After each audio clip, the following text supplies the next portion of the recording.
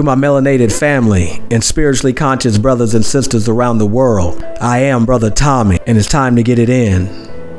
One love, family. Today we are going to deal with a chapter in a book called Call It Conspiracy, the sequel to international bestseller None Dare Call It Conspiracy by Larry Abram and Gary Allen. Now, this chapter is called Don't Confuse Me with Facts. And we know that this country is a lie. It is a game. It is a fake. It is a cheat. It is de facto. It is not what they say it is.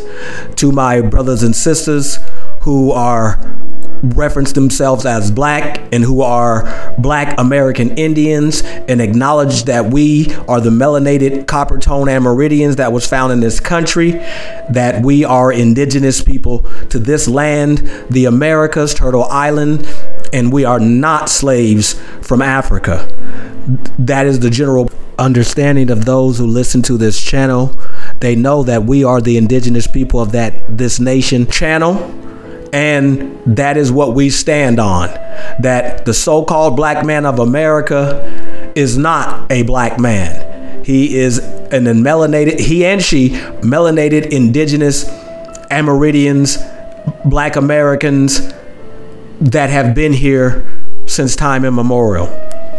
So we're going to get into this chapter, Don't Confuse Me with Facts, continuing to pull back the veil on the United States of America and see it for exactly what it is. Here we go.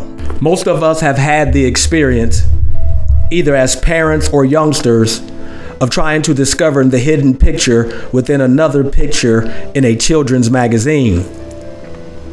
Usually you are shown a landscape with trees, bushes, flowers, and other bits of nature. The caption reads something like this: concealed somewhere in this picture is a donkey pulling a cart with a boy in it. Can you find them? Try as you might, usually you could not find the hidden picture until you turned to a page further back in the magazine, which would reveal how clearly the artist had hidden it from us. If we study the landscape, we'll realize that the whole picture was painted in such a way as to conceal the real picture within. And once we see the real picture, it stands out like the proverbial painful digits.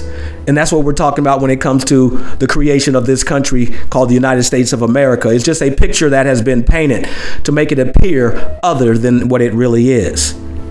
So we believe the picture painters of the mass media are artfully creating landscapes for us which deliberately hide the real picture.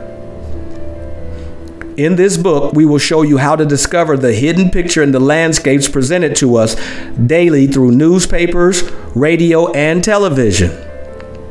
Once you can see through the camouflage, you will see the donkey, the cart, and the boy who have been there all along. Millions of Americans are concerned and frustrated over mishappenings in our nations. They feel that something is wrong. Drastically wrong, but because of the pictures painted, they can't quite put the finger on it. Maybe you are one of those persons. Something is bugging you, but you aren't sure what. We keep electing presidents who promise faithfully to halt the worldwide communist advance, put the blocks to extravagant government spending, douse the fires of inflation, put the economy on an even keel, reverse the trend which is turning the country into a moral sewer, and toss the criminals into the hoosgow where they belong. Yet despite high hopes and glittering campaign promises, Barack Obama, these promises continue to worsen. Each new administration, whether Republican or Democrat,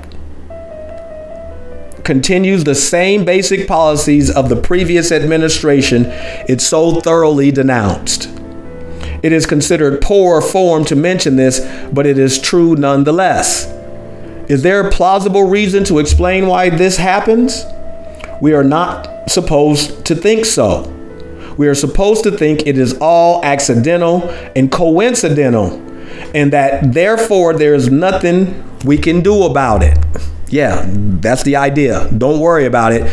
Just get up and go to work, do what you're supposed to do. Everything's fine. No problems, no issues. The problems, the issues you're having in your life, financial or otherwise, those are your problems.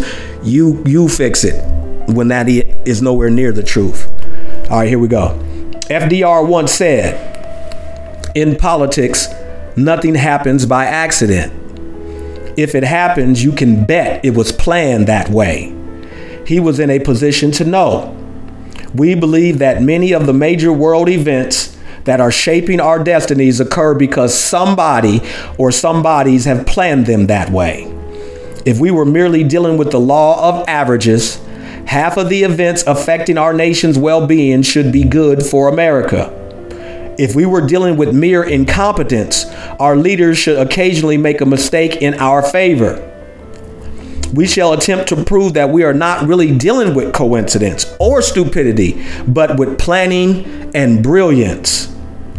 This small book deals with that planning and brilliance and how it has shaped the foreign and domestic policies of the last 6 administrations. We hope it will explain matters which have up to now seemed inexplicable, that it will bring into sharp focus images which have been obscured by the landscape painters of the mass media. Check this out, family. I don't think that's what people understand. The mass media is painting a picture, and they're hoping that you believe in that picture that they're painting, that you're not willing to pull back the veil and look beyond the picture that they're painting. And that's exactly what they're expecting, because they're running the same game over and over again, and yet they're effectively doing it over and over again. How is that so? Okay, here we go. Those who believe that major world events result from planning are laughed at for believing in the conspiracy theory of history. Of course, no one in this modern day and age really believes in the conspiracy theory of history, except those who have taken the time to study the subject. When you think about it, there are really only 2 theories of history. Either things happen by accident, neither planned nor caused by anybody, or they happen because they are planned and somebody causes them to happen. In reality, it is the accidental theory of history preached in the unhallowed halls of ivy which should be ridiculed. Otherwise, why has every recent administration made the same mistakes as the previous ones? Why do they repeat the errors of the past which produce inflation, depression, and war? Why does the State Department stumble from one communist aiding blunder to another? If you believe it is all accidental or the result of mysterious and unexplainable tides of history, you will be regarded as an intellectual who understands that we live in a complex world. If you believe that something like 32,496 consecutive coincidences over the past 40 years stretches the law of averages a bit, you are a kook. That's the plan. Anyone who questions the system, thinks outside of a vacuum, he is made to look crazy and incompetent. Those who admire the system and go along with it and espouse it from a way that makes it seem like it's something other than what it is, those are the people that are uplifted in the system. Why is it that virtually all reputable scholars and media columnists and commentators reject the cause and effect or conspiratorial theory of history? Primarily, most scholars follow the crowd in academic thinking, just as most women follow fashion. To buck the trend can mean social or professional ostracism. The same is true in the media. While professors and pontificators profess to be tolerant and broad-minded, in practice it's strictly a one-way street, with all traffic flowing left. A Maoist can be tolerated by liberals of Ivy Tower land or by the establishment media pundits. But to be a conservative, and a conservative who propounds a conspiratorial view, is absolutely verboten. Better you should be a drunk at a national WCTU convention. Secondly, these people have over the years acquired a strong vested emotional interest in their own errors. Their intellect and ego is totally committed to the accidental theory. Most people are highly reluctant to admit they have been conned or have shown poor judgment. And that's really what it is as well, family. People don't want to admit in our lineage, in terms of melanated people, that they've been duped, that the things that they've believed in over the years just simply aren't true. It's just the bottom line. It's poor judgment to believe what European people who are interested in European hegemony, when they come on the TV in a suit, it is poor judgment for you to believe what they say, period. To inspect the evidence of the existence of a conspiracy guiding our political destiny from behind the scenes would force many of these people to repudiate a lifetime of accumulated opinions. It takes a person with strong character, indeed, to face the facts and admit he has been wrong, even only because he was uninformed. Exactly. The ego makes most of us want to be right, want to be righteous and always knowing. And there's plenty of times, if we're not informed with the right information, we don't know. And when we don't know, we should acknowledge it and admit it so that we can do better. If we're following the politics of this country according to the way they want us to, we obviously don't know. So it says, such was the case with the author of this book. It was only because he set out to prove the conservative anti-communist wrong that he happened to end up writing this book. His initial reaction to the conservative viewpoint was one of suspicion and hostility, and it was only after many months of intensive research that he had to admit that he had been conned. Come on, family. Like the miseducation of the Negro, Carter G. Woodson, that's what he was saying. Hey, man, we've been conned. We've been sold a con game. Politicians and intellectuals are attracted to the concept that events are propelled by some mysterious tide of history or happen by accident. By this reasoning, they hope to escape blame when things go wrong. Most intellectuals, pseudo or otherwise, deal with the conspiratorial theory of history simply by ignoring it. They never attempt to refute the evidence. It can't be refuted. If and when the silent treatment doesn't work, these objective scholars and mass media opinion motors result to personal attack, ridicule, and satire. Personal attack tends to divert attention. The idea is to force the person exposing the conspiracy to stop the exposure and spend time and effort defending themselves. Look exactly what happened with what just happened in the last pandemic. Anybody who spoke a different perspective than the mass media was ridiculed and attacked. That's exactly what happened. And like I said, it stops the message from getting out. Now that person has to spend most of their time trying to show you that they're a good person and don't have any nefarious means, but yet the message itself is stopped and not continuing to get out. So most intellectuals, pseudo or otherwise, love to deal with the conspiratorial theory. That's exactly what he's saying. They just love it. And that's why education can be empowering in one sense, and it can be very devastating in another, because you are being brainwashed with the information that you were given by certain types of scholars. So it says here, politicians and intellectuals are attracted to the concept that events are propelled by some mysterious tide of history or happen by accident. By this reasoning, the hope to escape blame then goes wrong. Most intellectuals, pseudo or otherwise. However, the most effective weapons used against the conspiratorial theory of history are ridicule and satire. These extremely potent weapons can be cleverly used to avoid any honest attempt at refuting facts. After all, nobody likes to be made fun of. Rather than be ridiculed, most people will keep quiet.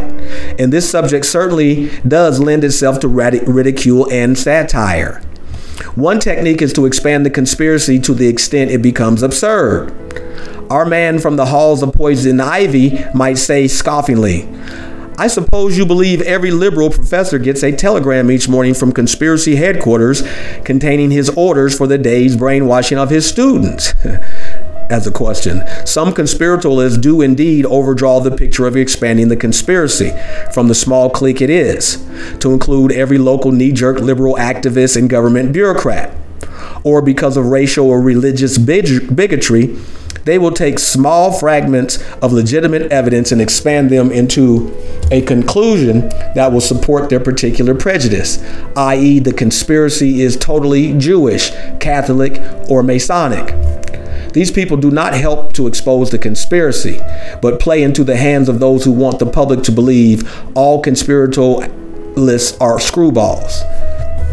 Intellectuals are fond of mouthing cliches like, the conspiracy theory is often tempting. However, it is oversimplistic. To ascribe absolutely everything that has happened to the machinations of a small group of power-hungry conspirators is overly simplistic. On the other hand, nothing is more simplistic than doggedly holding on to the accidental view of major world events. In most cases, liberals accuse all those who would discuss the conspiracy of simply being paranoid. Ah, you right-wingers, they say, rustling every bush, kicking over every rock, looking for imaginary boogeymen. Then comes the coup de grace, labeling the conspiratorial theory as the devil theory of history. The liberals love that one. Even though it is an empty phrase, it sounds so sophisticated. With the leaders of the academic and communications world assuming this sneering attitude towards the conspiratorial or cause and effect theory of history, it is not surprising that millions of innocent and well-meaning people, in a natural desire not to appear naive, assume the attitudes and repeat the cliches of the opinion makers. These persons, in their attempt to appear sophisticated, assume their mentors' air of smug superiority, even though they themselves have not spent 5 minutes in study on the subject of international conspiracy. The accidentalists would have us believe that ascribing any of our problems to planning is simplistic, and all of our problems are caused by poverty, ignorance, and disease, hereinafter abbreviated as PID. They ignore the fact that organized conspirators use PID and imagined as an excuse to build a jail for us all.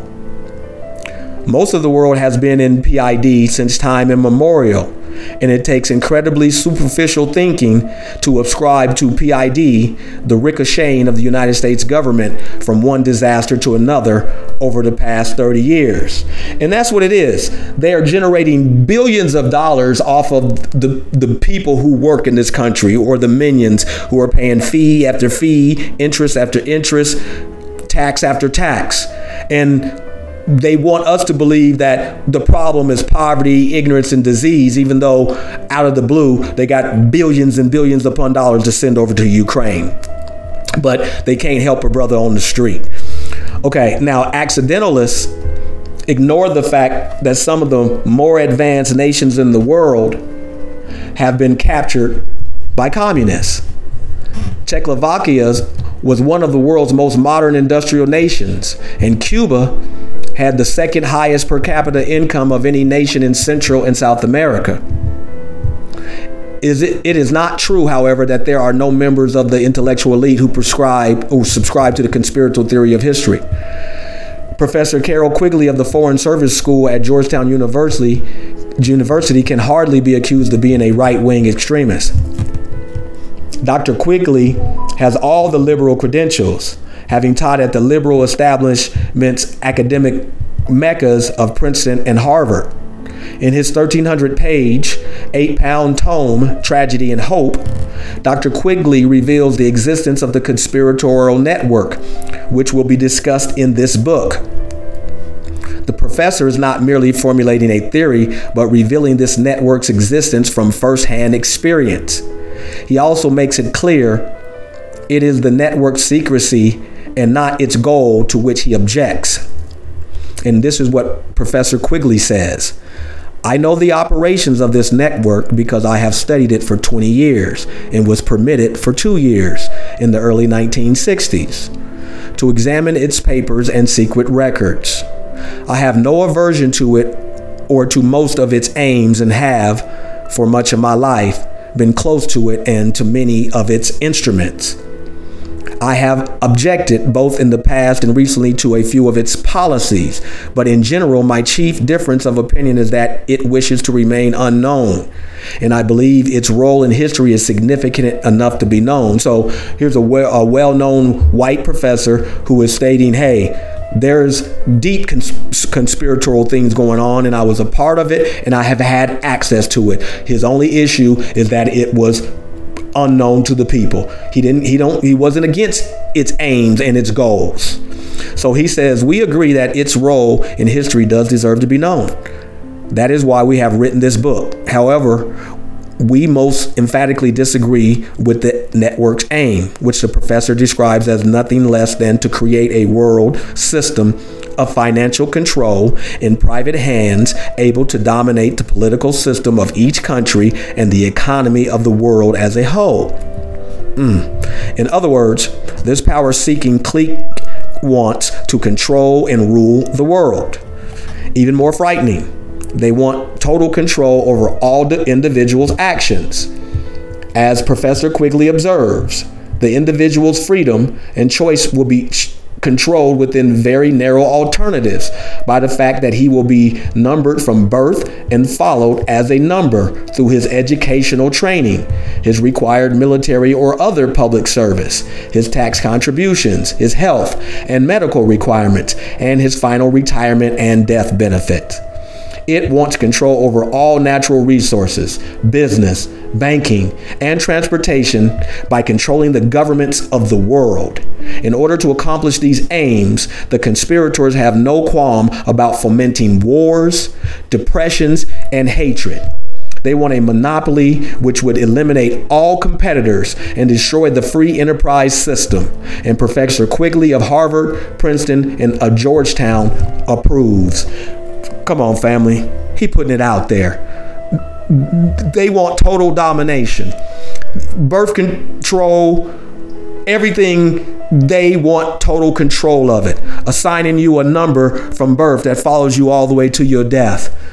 What is a death certificate? What is a birth certificate? Making sure we're not even aware of these things. Have they always been issuing birth certificate throughout the world or in history, or is this a modern thing?